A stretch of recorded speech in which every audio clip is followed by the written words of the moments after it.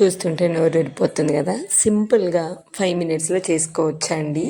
ఇది మనము దేవునికి నైవేద్యం లాగా, లేదంటే ప్లెయిన్ స్వీట్ తినాలనిపిస్తే ఇలా ట్రై చేయండి. టేస్ట్ అయితే చాలా బాగుంటుంది. సింపుల్గా చేసుకోవచ్చు. ఒక 2-3 గంటల ముందే నానబెట్టేసిన శనగపప్పు నేనైతే ఒక 1 కప్ అలా తీసేసుకున్నాను. నానిపోయిన తర్వాతకి డైరెక్ట్గా విజిల్ వేసుకున్నాను. 2 or 3 విజిల్స్ వేసుకొని మంచిగా ఇలా ఉడికిపోవాలి. మొత్తం మ్యాష్ చేయాల్సిన అవసరం లేదు. మంచిగా ఉడికితే చాలు. కొంచెం ఇలాచి, ఎంత స్వీట్ తింటారో అంత బెల్లం. 1 కప్పు నేను వేసాను కాబట్టి ఒక 1/2 కప్ కన్నా తక్కువనే వేసుకున్నాను బెల్లము. ఇలా ప్లెయిన్గా కాకుండా 2 స్పూన్స్ సన్నుప్మా రవ్వ వేసేయండి. చాలా టేస్ట్ ఉంటుంది సన్నుప్మా రవ్వ వేయడం వల్ల. ఇలా దగ్గరికి అవ్వగానే స్టవ్ ఆఫ్ చేసుకోండి.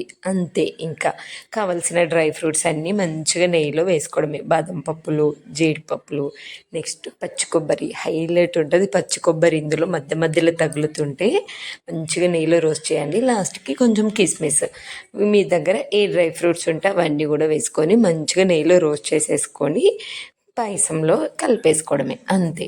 దేవునికి నైవేద్యం లాగా, ఇప్పుడు శ్రావణమాసం కదా, మంచిగా నైవేద్యం లాగా ఇలా సింపుల్గా 5 మినిట్స్లో చేసి పెట్టేసేయచ్చు. లేదంటే ఎప్పుడైనా తినాలనిపిస్తే కూడా నార్మల్గా ఇలా చేసుకొని తినచ్చు. చాలా బాగుంటుంది. ట్రై చేయండి. 2 స్పూన్స్ ఉప్మా రవ్వ వేయడం మాత్రం మర్చిపోవద్దు. ప్లెయిన్గా కూడా చేసుకోవచ్చు, బట్ ఉప్మా రవ్వ వేస్తే ఇంకా బాగుంటుంది. ట్రై చేసి ఎలా ఉంది ఏంటని కామెంట్ బాక్స్లో షేర్